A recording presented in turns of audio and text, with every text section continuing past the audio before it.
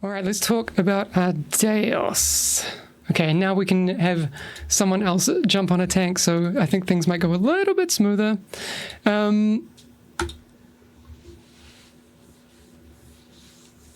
Okay. Yep, everybody's got their invites. Perfect. All right, so this is actually, I guess, the most recent DPS that's been added to the game, correct? Am I getting my timeline right? Correct. That everybody knows of, yes. That everybody knows of. Yes. Spoilers. We've said that there's more, well, there's some melee DPS on the way, so we'll hopefully soon be able to talk about those. But yes, Ardeos. I was hoping we would stick with the name Bernie, but it didn't stick. Yeah, Fireboy didn't stick Bernie either. was in the cook. No, it wasn't on the list, but when we were shitposting, it was between Fireboy, Bernie. I know it was Fireboy for a while, but Bernie, that's too good. I can't believe Officially, in the back end, he is called Fireboy because we had to name him something. Makes sense. Left to right, left to right. You choose. I always go left. We're going right. We're going right. We're going right.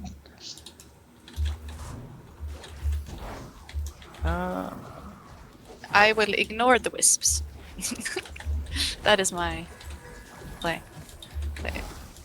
Run around too much. All right, Izzy, time to explain to me what the original design intentions at a super top level were for our Fireboy Adios. Before we do that, can I just ask Izzy a very loaded question? Sure, I'll allow it. Izzy, have you ever seen Full Metal Alchemist?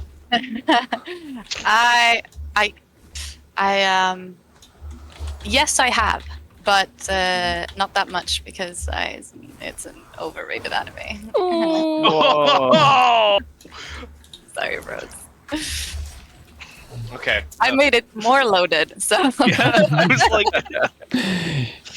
You're good. Oh, I love Zagrash in chat saying we should have called him Bernie Sanderson. oh. No. I was told not to be too punny with the names. I tried. I'll take the blame for that one. That would have been good.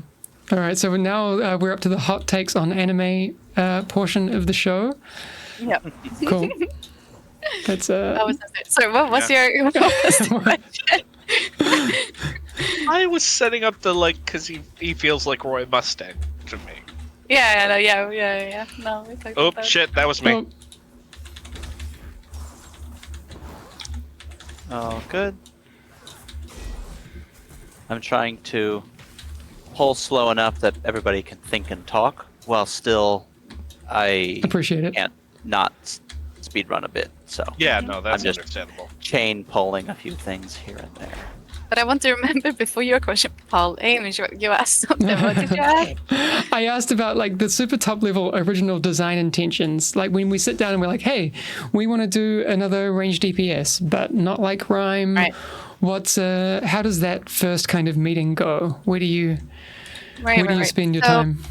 When Fireboy Ardeos, goddamn, when Ardeos started, we knew we wanted a fire casting character, like a fire mage or however you want it. It's a lot of flames, a lot of fire, a lot of explosions spreading, all of that juicy stuff. So we actually sat down, it was me, Breton and Axel, to kind of look through what is the fantasy of fire. And it was a lot of fire spreads, it burns, and then we ended on maybe it explodes, it detonates, is that type of fire. So we were exploring different types of fire. So Ardeos had a few different versions, or very similar to this one, but kind of different before he became what he is now.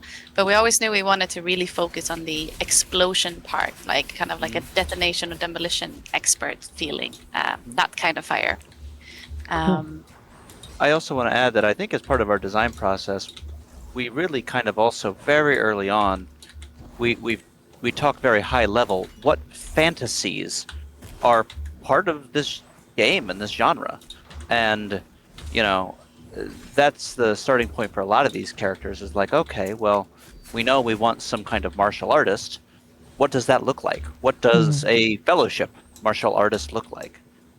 Same reason that, like, yes, fire mages exist in 1,000 other games, but we really wanted to try to find something that was more true to, of course, the hero fantasy or the player fantasy of a fire mage, but combined with what does our fire mage look like?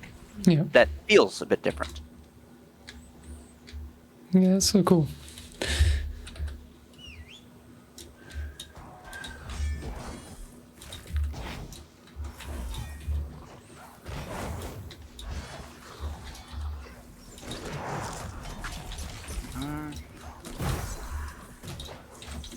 Yeah, we don't have interrupts now. Nope. I also think that this was one of those classes that we thought long and hard about, like, okay, how do we do a dot class? What does a dot class look like in our game? Because there's something in other titles that is intrinsically satisfying about building and maintaining dots, and our fire mage, when we looked at, I think a Rhyme originally had a bunch of damage over time spells, and when we started working on Ardeos, I think pretty quick it was like, if something is going to take damage over time, maybe the person that burns stuff should have that. Yeah, Ardeos also had a moment where, because we were going between the dots and the explosions, not to fix that, and he had a version not long before the alpha build where when we played it, it felt a little bit, and that's something that's really, really important to us, that players feel like they have control over their builds, and like that there's a skill ceiling to every character to some degree, while some can be easier than others. And we felt at a moment that we didn't lean enough into his dots of like what players that prefer damage over time classes, like what kind of like it's like that little min-managing of keeping your dots up and spreading them on multiple characters, and that is kind of the minigame of dot classes, and that's something that he didn't have sometime before the alpha. We were like, we have to fix this, and we have to make sure that the rotation feels crisp and fun and not so straightforward, which he had a moment where he kind of was before the alpha.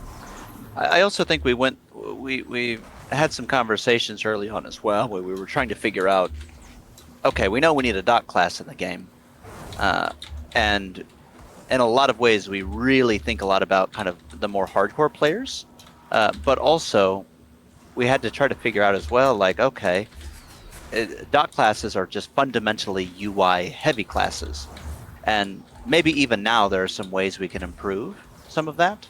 But we do definitely want to make sure that, like, new players who maybe are not familiar with, this genre or games that inspire us, to help them understand how to play the character, I think is an interesting challenge. And the feedback helped us figure out how close we got to hitting that mark or not. Yeah, well, from the feedback, what were some of the main things that you picked up on that you want to address? I know I saw a lot of people talking about how at certain levels, Ardeos feels like, you're not really doing a lot, but then later on it feels like he really takes off. I was expecting that to happen a lot, because that is kind of the typical experience with ramping damage classes. They need time to have their damage rolling. So there's difference between really bursty classes that might have a lot of cooldowns, and they will get a really high damage output up front, and then when they don't have their cooldowns, their DPS kind of staggers and it gets a bit lower, and then they get the cooldowns back up, so it goes kind of like a hill, and it goes up and then super down and then up and super down, and then the overall damage or DPS will be even towards the end, with someone who maybe has a much slower ramp, but once they really get their ramp going, their damage is steady and consistent throughout the entire fight. And for someone like Ardeos, where you need to get your dots up on multiple enemies to really get those like fire charges rolling or the detonate orbs and get all the dots up ticking on multiple enemies, it's going to take a little while. So in lower dungeons, when you're trying to compete with a rhyme that has this really quick and bursty, more cooldown reliant type damage, it's gonna feel a bit slower and harder. But when you get up to a difficulty and you get some haste in there and you get some expertise in there to get your spells off faster and your dots ticking harder, etc., it really evened out. And I think I even seen some posts saying that towards the end, it was hard for Rhyme to keep up with Ardeos. So we have to definitely keep looking at the balancing, but it is expected, from my point of view, that a dot class will feel a little bit slower in the lower levels. Cool. All right, we've got about 45 minutes left to play. Why don't we just run through another adventure while we wrap up? Yep. Sure. Wrap up here, and then I'm going to jump onto the next hero. I think I'll play Sylvie next because I didn't actually play Sylvie. My girly. I didn't play Sylvie once during the alpha, so that'll be take brutal. my healer away from me. Wait, we can't ready here, right? Because Nope. your image is not on Sylvie. Oh, no, not now. No, we're I'm gonna do play one more Ardeos. Yeah. Oh, okay, sorry. Because I want I to didn't talk mean to do about... Taylor's this again, but oh well. That's okay. Oh well. Well, now we can go left. We can go left. Yeah. So, obviously, I've just been playing the base toolkit for Ardeos. Can you explain to me the intent behind the rest of the skills that I haven't unlocked yet, Izzy? Like, what's... if I was to keep playing Adios, what kind of things would I experience being Me like accessible? quickly looking over to your stream to see which abilities are unlocked at level 1. So I've got, So you have your movement ability, yeah. and you have your barrier. Yeah. What do you have on E? Yeah, do you not have all abilities unlocked? No. No, we should only be What's around missing? level 2 or 3 Yeah. because we're playing plus zeros. No, I know. But I want to say that Ardeos has all of them. Ardeos is one of the characters that starts with all of the abilities unlocked. Yeah. Oh, really? Okay, yeah, good point. Yeah. So I wasn't wrong. That Thank God. likely will change in the Oh, my future, heroes. but when we were mapping out the characters, his kit felt really incomplete before we... Yeah, and we didn't have like other abilities to add that were quite ready at the time. Yes. Okay. His well, kit was the funnest to do the narrative design for, though. Oh, yeah? In what way? I must have spent a good half an hour reading books on wildfires. Okay. Because how many times can you come up for a term of burning? Yeah, sure. And Elsa and I had to name talents, we had to name abilities, we had to name, descriptors, we had to come up with the hero unique mechanic name, and we were just like, if I say embers one more time, I'm gonna lose it. What do you mean, big flame, small flame, damage of a time flame are not All right, red well, I names? resign. You're narrative designer now. Like, I don't understand your... Yeah, it seems easy. I don't know. yeah. Just write words, Paul. Just disease. No, it was the most fun because it was the least already designed, which meant that we were able to go into a lot of places and look for weird things.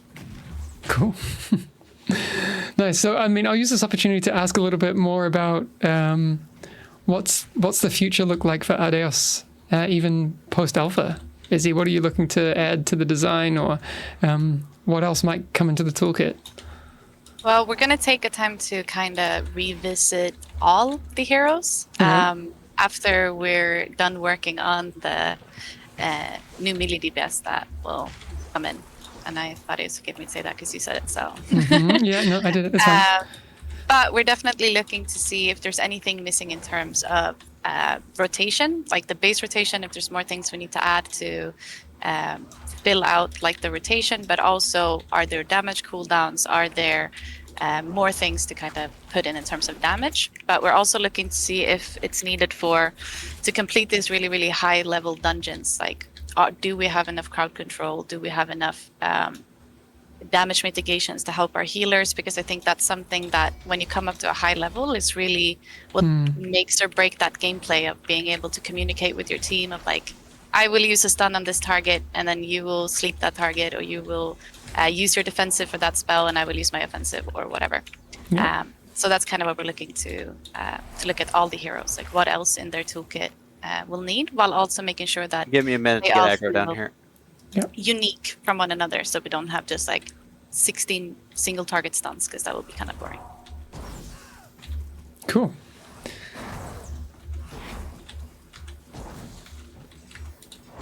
I am surprised you all respected that request. I don't have my AoE talents. I tried. I was also jumped up like, I don't have anything yet for that. Not for lack of trying. Fair enough. Fair enough. Yeah, because I've noticed that there are some procs even that come into the rotation kind of early on. Is that something that we would see more of for Adios, or?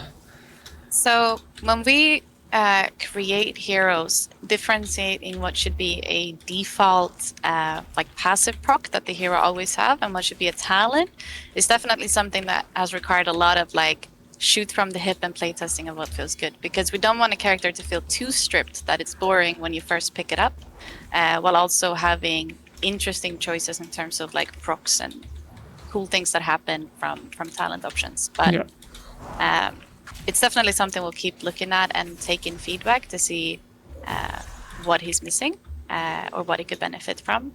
But definitely plan to see more if we're adding more abilities or more talents and stuff like that. There will definitely be a lot of procs and fun passives. Hug the wall here.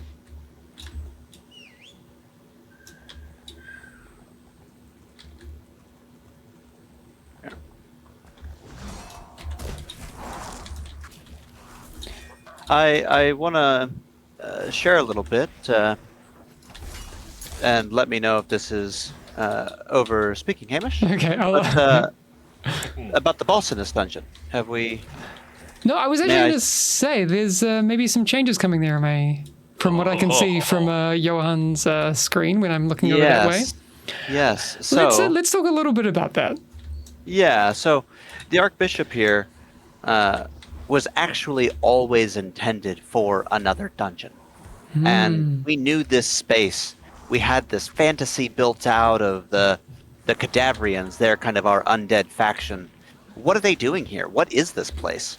And that this might have originally been some big nest of sirens, with the final boss in this area being kind of a Queen of Sirens thing that the Cadavrians have killed and are now using to lure ships to this place as a way for them to kind of collect bodies and reinforce their military.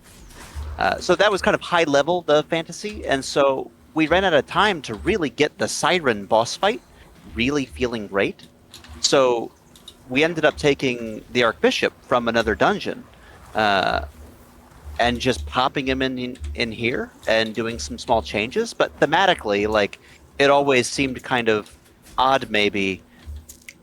The entire dungeon has got ghost sailors and enraged elementals, and then a final segment here battling up against the Cadavrians to a religious figure on a boat. Like, didn't feel right. Like, the fantasy didn't come together. Yeah. So, very much this boss will be returned to their rightful home in another dungeon. I don't know if I'm allowed to share which dungeon that is, but that one and the Temple of boss was also not always intended for Temple of Okay. And I also hear, well, we won't spoil it because obviously we're going to, have a lot more to show and talk about. But Johan did say that this mast here is going to be mechanically relevant. Yes. Yes. Yes. Woo-hoo. We took a lot of inspiration from the old mythological tales of like Odysseus and going against the sirens and the crew having to tie themselves to the mast in order to not be drawn overboard and into the sea. There's something in that fantasy that being able to play out with a group of friends, I think, can really be compelling. So Yeah, we've got some fun stuff planned. Nice. I've got one last question before we wrap up Ardeos. Who came up with the sassy snap? Where did can someone tell me how the sassy snap came to be? Who came up with it? I'm trying to. I think it was a it's one of those things that come up when we sat in a hero team and try to really be, this ability needs to feel really snappy, and then kind of like no, but I think I would say it's a team effort, definitely, to just try and feel like, and we had multiple of like, should it be a even doing that, the multiple snap that he has, because we're like, well, if he just snaps in one spot, will it feel the same? Can we play around with that? Considering you can use, and you probably want to use multiple of them at the same time, or like in a row. I think also just mechanically, I mean, to your point, Izzy, made sense. We knew it needed to be instant cast. We knew you needed to be able to chain it 3 or 4 times in a row. And so the only cast animation that was fast enough that still looked good, chaining them together, kind of ended up being a little bit what we see today. And I think also a big part of it was we tried to play in his personality, where he's like kind of cocky and like this little not arrogant, but cocky, and like it just felt like a move that would fit his personality. It's not like he's doing this big grandiose spell casting like arcane. It's more of like just at the snap of his fingers. Yeah, it's cool. You guys love to get explosions kind of thing. I love it. It's iconic. Great animation. Funnily enough, great sound when design. I knew the hero was good was when I logged in. I was playing and I was like, okay, snap. And I went, oh. That's cool. That I legitimately stopped what I was doing and was just like, to the heroes team, and was like, okay, you've got it. Whatever you're doing, keep it up.